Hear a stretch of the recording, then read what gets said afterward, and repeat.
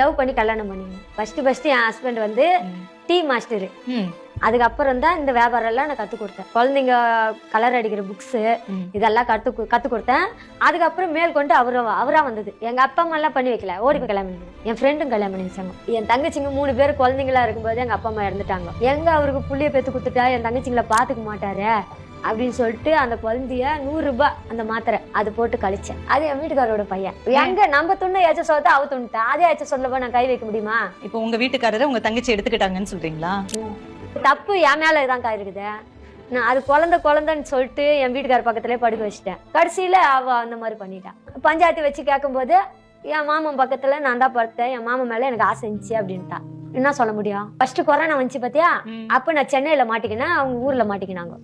அப்ப நடந்த கதை. கொரோனா எல்லாம் முடிஞ்ச பிறகு இந்த பஸ் இதெல்லாம் நடமாட பிறகு அதுக்கப்புறம் நான் வந்த பிறகு இவளுக்கு வயிறு கொஞ்சம் இவ்வளவு இருந்தும் போது என்னம்மா ஆச்சு வயிறு அப்படின்னா, வயிறு வலிக்குதுக்கா அப்படின்ட்டா. அந்த நம்பிக்கையில நின்ட்டேன். 5 மாசம் ஆனோடனே கொஞ்சம் இவ்வளவு பெருசாயிடுச்சு. எனக்கு கொஞ்சம் டவுட் ஆயிடுச்சு. என் பெரிய தங்கச்சி கையில சொன்னேன், தங்கச்சி என்னன்னு தெரியல, வயிறு பெருசாயின்னு வருது, கொஞ்சம் என்னன்னு போ பாரு ஆஸ்பத்திரியில அப்படின்னு சொல்லி அனுப்பிச்சு விட்டேன் 1000 ரூபாய் கொடுத்து. இவன் என்கிட்ட எந்த உண்மை சொல்லலை, எதனா பண்ணிக்க வந்துட்டு ஒன்றும் இல்லைக்கா வயிறுல ஏதோ கட்டி வந்துட்டுக்குதான் அப்படின்னு சொல்லிட்டான். வர வர வர வர வர வயிறு இவ்வளோ பெருசாக வந்துச்சு. அது பிரெட் நட்டா இருக்கும். തമിഴ്നാട്ടിലുള്ള കനകവല്ലിയുടെ കഥയാണ് ഇപ്പോൾ നമ്മൾ കേട്ടത്. ഇതൊരു സാധാരണ ഒരു പെൺകുട്ടിയായിരുന്നു. സാധാ ഒരു കൂലിപ്പണിക്കാരുടെയൊക്കെ മകളായിട്ട് വളർന്നു വന്ന കനകവല്ലിയെ ഈ കനകവല്ലി ചെറിയ പ്രായത്തിൽ ഒരു യുവാവുമായി സ്നേഹത്തിലായി. ചായക്കട നടത്തിയിരുന്ന ഒരു യുവാവുമായിട്ടായിരുന്നു സ്നേഹത്തിലായിരുന്നത്. അങ്ങനെ ഈ കനകവല്ലി ഇവർ തമ്മിൽ സ്നേഹമാവുകയും ഇവർ തമ്മിൽ ഒളിച്ചോടുകയും ചെയ്തു. കനകവല്ലിക്ക് മാതാപിതാക്കളുണ്ടായിരുന്നു, 2 സഹോദരിമാരുണ്ടായിരുന്നു.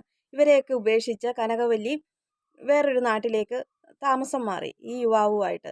അങ്ങനെ ഇരിക്കെ അവർ കുഴപ്പമില്ലാതെ ജീവിച്ചു അപ്പോഴാണ് കനകവല്ലിയുടെ മാതാപിതാക്കൾ മരണപ്പെട്ടത്. അപ്പോൾ പിന്നെ തൻ്റെ അനിയത്തിമാരെ നോക്കാൻ ആരുമില്ലാതായി. കനകവല്ലിക്ക് തൻ്റെ കുടുംബത്തോട് ഭയങ്കര സ്നേഹമുള്ള ഒരു പെൺകുട്ടിയാണ്. അങ്ങനെ കനകവല്ലി ആ സമയത്ത് ഗർഭിണിയായിരുന്നു. അപ്പം കനകവല്ലി ഓർത്തു, തൻ്റെ അനിയത്തിമാരെ നോക്കാൻ വേണ്ടിയിട്ട് പോകുമ്പോൾ തൻ്റെ ഭർത്താവ് തനിക്ക് കുഞ്ഞുണ്ടാകുമ്പോൾ ആ കുഞ്ഞിനോടായിരിക്കും സ്നേഹം കൂടുതൽ, തൻ്റെ അനിയത്തിമാരോട് അത്രയും സ്നേഹം കാണിക്കുകയില്ലായിരിക്കും എന്ന് കരുതി ഇവളൊരു 100 രൂപയുടെ ടാബ്ലറ്റ് മേടിച്ച് അബോർഷൻ ചെയ്തു. ആ കുഞ്ഞിനെ അങ്ങനെ തൻ്റെ അനിയത്തിമാരുടെ ജീവിതം ഓർത്ത് തൻ്റെ കുഞ്ഞിനെ അവൾ ഒഴിവാക്കി വിട്ടു.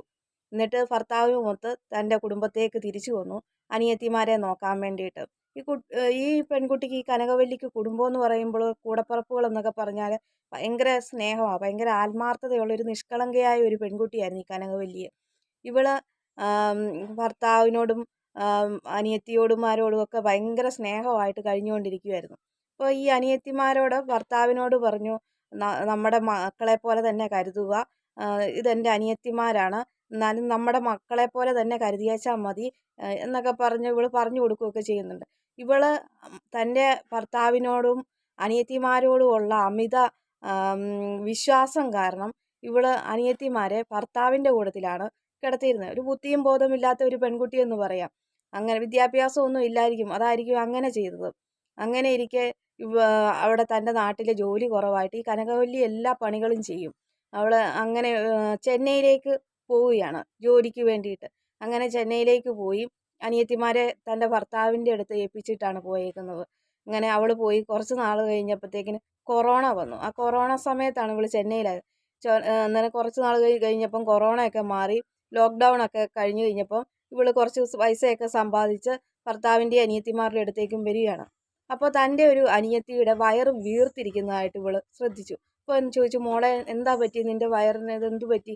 എന്ന് പറഞ്ഞ്, കുറച്ച് ദിവസമായിട്ട് എനിക്ക് സുഖമില്ല, എന്നാൽ നീ മറ്റേ അനിയത്തിയെയും കൂട്ടി നിങ്ങൾ 2 പേരും കൂടെ ഒന്ന് ഹോസ്പിറ്റലിൽ പോയിട്ട് വാ. അങ്ങനെ ഈ 2 അനിയത്തിമാരും കൂടി ഹോസ്പിറ്റലിൽ പോയി. പരിശോധനയൊക്കെ കഴിഞ്ഞ് തിരിച്ചു വന്നപ്പം കനകവല്ലി ചോദിച്ചു, എന്തു പറ്റി, എന്താ സംഭവിച്ചത്?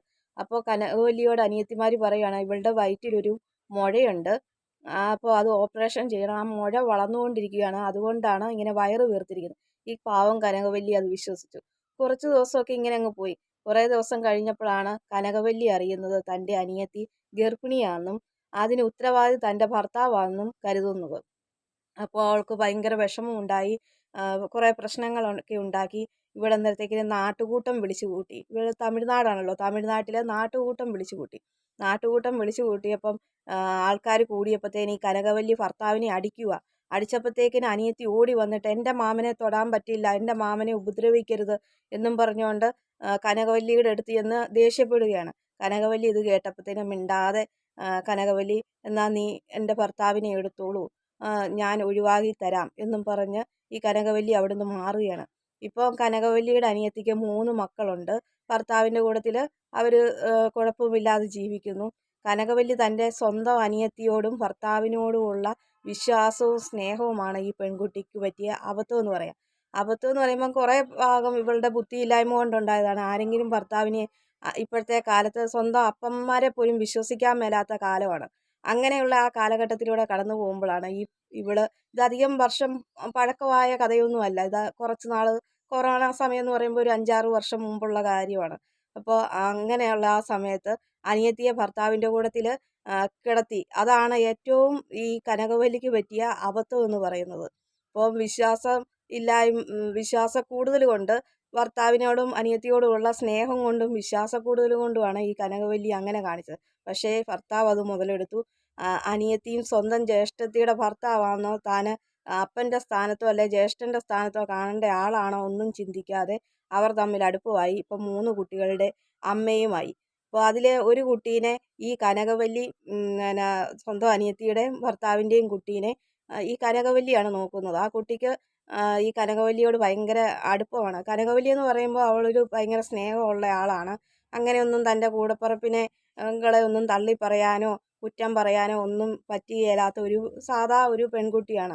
അവളിപ്പോൾ കോൺക്രീറ്റ് പണികൾ, പിന്നെ തൂക്കാൻ വേണ്ടിയിട്ട് പഞ്ചായത്തിൻ്റെ അങ്ങനെയൊക്കെയുള്ള പണികളായിട്ട് അങ്ങനെ ജീവിച്ചു പോവുകയാണ്. ഇപ്പോൾ നമ്മൾ ഈ കഴിഞ്ഞ നാളിൽ നമ്മൾ കണ്ടതേ ഉള്ളൂ, ചേട്ടത്തിയുടെ ഭർത്താവിനെ അടിച്ചുകൊണ്ട് പോയി ലൈവ് ചെയ്യുന്ന ഒരു പെൺകുട്ടിയുടെ കഥ. അപ്പോൾ അത് 2 ദിവസം കഴിഞ്ഞപ്പോൾ അവർ തമ്മിൽ തെറ്റിപ്പിരിഞ്ഞു. അവൻ്റെ കാര്യം കണ്ടു കഴിഞ്ഞ് ഉപേക്ഷിച്ച് പോയി. ഇവർ ഒന്നിച്ച് ജീവിക്കുന്നുണ്ട്. പക്ഷേ എന്നാലും സ്വന്തം കൂടപ്പിറപ്പിൻ്റെ ജീവിതം നശിപ്പിച്ചിട്ടാണെന്നുള്ള കാര്യം അനിയത്തിമാർ ഓർക്കുന്നില്ല. ഇപ്പോൾ ഈ കനകവല്ലി ഇങ്ങനെ തൂക്കാൻ വേണ്ടിയിട്ട് ഇങ്ങനെ പഞ്ചായത്തിൻ്റെ എന്തോ പണിക്ക് പോയപ്പോൾ ആളുകളിങ്ങനെ അവളുടെ കാര്യം ചോദിച്ചു. അങ്ങനെ ഇൻ്റർവ്യൂ നടത്തി.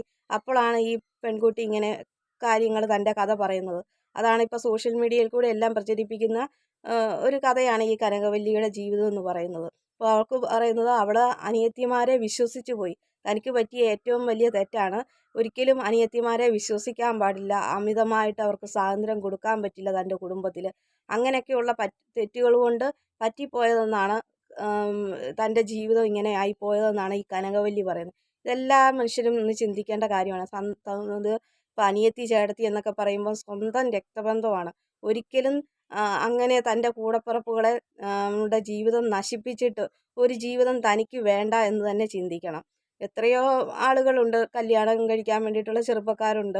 അപ്പോൾ അവരെ നോക്കി പോകാനല്ലാതെ ഇങ്ങനെ സ്വന്തം കൂടപ്പിറപ്പിൻ്റെ ജീവിതം നശിപ്പിച്ച് സ്വന്തം ചേച്ചിയുടെ ഭർത്താവിനെയും കൊണ്ട് ഒളിച്ചോടി പോവുകയോ ജീവിക്കുകയോ ഒക്കെ ചെയ്യുന്നവർക്ക് ഒരിക്കലും അവരുടെ ജീവിതത്തിൽ നല്ലൊരു വിജയം ഉണ്ടാവുകയില്ല. എന്നും ഈ കനകവല്ലിയെ പോലെയുള്ള സ്ത്രീകളുടെ കണ്ണുനീര് അതിന് ഒരു ഉത്തരം പറയേണ്ടി വരും ഇവരുടെ ജീവിതം. ഒരിക്കലും അവർക്ക് നല്ല രീതിയിൽ തന്നെ മുമ്പോട്ട് പോകാമെന്ന് ഒരിക്കലും ഓർക്കില്ല. അവർ തൻ്റെ കൂടപ്പിറപ്പാണല്ലോ എന്നൊക്കെ കരുതി ക്ഷമിച്ചെന്നിരിക്കാം. പക്ഷേ അതൊരിക്കലും അവരുടെ മനസ്സിൻ്റെ ഉള്ളിൽ എന്തോരം വിഷമങ്ങൾ ഉണ്ടാകുന്നുണ്ടെന്നുള്ളത് ഇങ്ങനെയുള്ള അനിയത്തിമാരും ഭർത്താക്കന്മാരും ഒക്കെ, അനിയത്തിമാരെയും കൊണ്ട് പോകുന്ന ഭർത്താക്കന്മാരും ഒക്കെ ഒന്ന് ചിന്തിക്കേണ്ടതായിട്ടുണ്ട്.